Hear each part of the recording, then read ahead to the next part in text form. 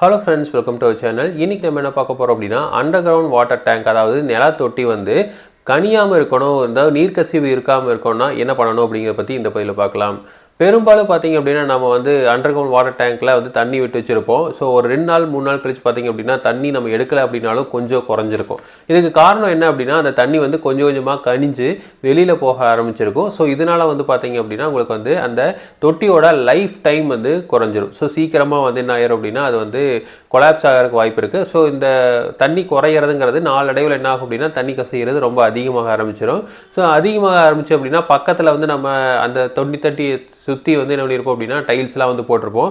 அந்த டைல்ஸ் எல்லாம் உள்ளே இறங்க ஆரம்பிச்சிடும். ஏன்னா வந்து அந்த கீழே இருக்கிற சாயில்லாம் வந்து ஈரமாக இருந்ததுன்னா அது உள்ளே இறங்க ஆரம்பிச்சிடும். ஸோ இப்போ இந்த மாதிரி வந்து தண்ணி வந்து கசியக்கூடாது அப்படின்னா ஃபஸ்ட்டு என்ன பண்ணணும் அப்படின்னா, நம்ம கட்டுறப்பே வந்து ஒரு நல்ல மெட்டீரியல் வச்சு வந்து கட்டணும். அதாவது இப்போ செங்கல்னா செங்கல் வச்சு தான் நம்ம கட்டணும். அந்த சாலிட் பிளாக் வச்சு கட்டுறது இந்த மாதிரிலாம் வந்து பண்ணக்கூடாது. ஸோ செங்கல், நல்ல செங்கல் வச்சு சேம்பர் பிரிக்லாம் வந்து வச்சு கட்டலாம், ஒயர் கட் பிரிக்ஸ்லாம் வச்சு கட்டலாம். ஸோ அதனால் வந்து கொஞ்சம் நல்லாயிருக்கும்.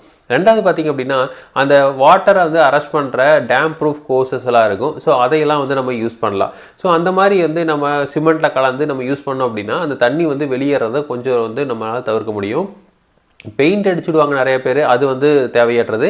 பெயிண்ட் அடிச்சிங்க அப்படின்னாலாம் வந்து அந்த தண்ணி கசிவெல்லாம் இருக்காது. ஸோ அந்த கசிவெல்லாம் வந்து நிற்காது. ஸோ கண்டிப்பாக வந்து நம்ம வாட்டர் ப்ரூஃபிங் கெமிக்கல்ஸ் வந்து நம்ம ஆட் பண்ணி அது மூலமாக வந்து என்ன பண்ணலாம் அப்படின்னா கொஞ்சம் வந்து இதை வந்து கம்மி பண்ணலாம். ரெண்டாவது வந்து வால் திக்னஸ் வந்து கண்டிப்பாக 9 இன்ச் வால் கட்டணும். ஸோ சின்ன வால் கட்டினீங்க அப்படின்னா கண்டிப்பாக வந்து தண்ணி கசிவு இருக்க தான் செய்யும். 9 இன்ச் வால் அப்படிங்கிறது ஒருகல் கட்டு அப்படின்னு சொல்லுவாங்க. அப்போது ஒருகல் கட்டு வந்து நம்ம கண்டிப்பாக கட்டணும். கான்க்ரீட் வால் கட்டணும் அப்படிங்கிற அவசியம் கிடையாது. பட் ஆனால் தேவையான இடத்துல கான்க்ரீட் வால் வந்து கட்டணும். இல்லை அப்படின்னா நம்ம வந்து பிரிக் வாலே வந்து 9 இன்ச் வால் வந்து கண்டிப்பாக கட்டிக்கலாம். ஸோ இதனால் வந்து நம்ம இந்த நீர்க்கசிவை வந்து கொஞ்சம் வந்து நம்மளால் அரெஸ்ட் பண்ண முடியும்.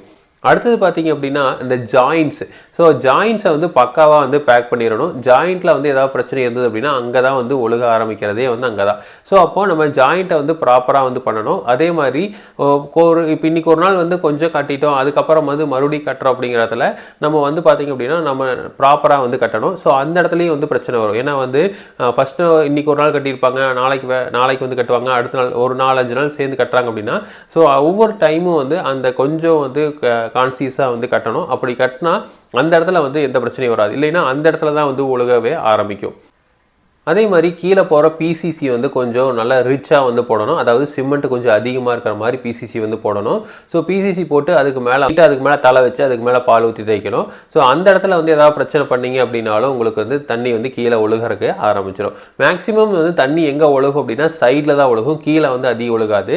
நம்ம ஒழுகிறது அப்படின்னு பார்த்திங்கன்னா சைடில் தான் வந்து வெளியில் போகும். ஸோ அப்போ அந்த சைடில் போகிறத நம்ம மேக்ஸிமம் வந்து அரெஸ்ட் பண்ணணும். அதே மாதிரி எவ்வளோ குவான்டிட்டி வாட்டர் வந்து பிடிக்கும், எவ்வளோ வந்து கெப்பாசிட்டி அப்படிங்கிறத வந்து ப்ராப்பராக வந்து முடிவு பண்ணி தான் வந்து கட்டணும். ஸோ ரொம்ப பெரிய தொட்டியாக கட்டுறது அப்படிங்கிறதுனால தான் வந்து அதிகமாக லீக்கேஜ் ஆகிறதுக்கும் வாய்ப்புகள் இருக்குது. ஏன்னா அது வந்து ரொம்ப ஸ்பேன் அதிகமாக இருக்குது, நம்ம வாட்டர் ப்ரெஷர் அதிகமாக இருக்கும். இதனால் வந்து சின்ன சின்ன மைன்யூட் கிராக்ஸ் வரக்கு வாய்ப்பு இருக்குது. ஸோ அப்போது நமக்கு வந்து எவ்வளோ தேவையோ அந்த அளவுக்கு வந்து கட்டலாம். இப்போ ஒரு 10,000 லிட்டர் ஒரு வீட்டுக்கு தேவைப்படுது அப்படின்னா 10,000 லிட்டர் கட்டினா போதும். 20,000 லிட்டர் வந்து கட்டுறதுனால நமக்கு பெரிய யூசஸ் இருக்காது. ஆனாலும் வந்து இந்த ஒழுகிறது இதெல்லாம் வந்து அதிகமாக இருக்குது, வாய்ப்புகள் இருக்குது. ஸோ அதனால் நமக்கு எவ்வளோ தேவையோ அந்த அளவுக்கு தான் வந்து நம்ம கட்டணும்.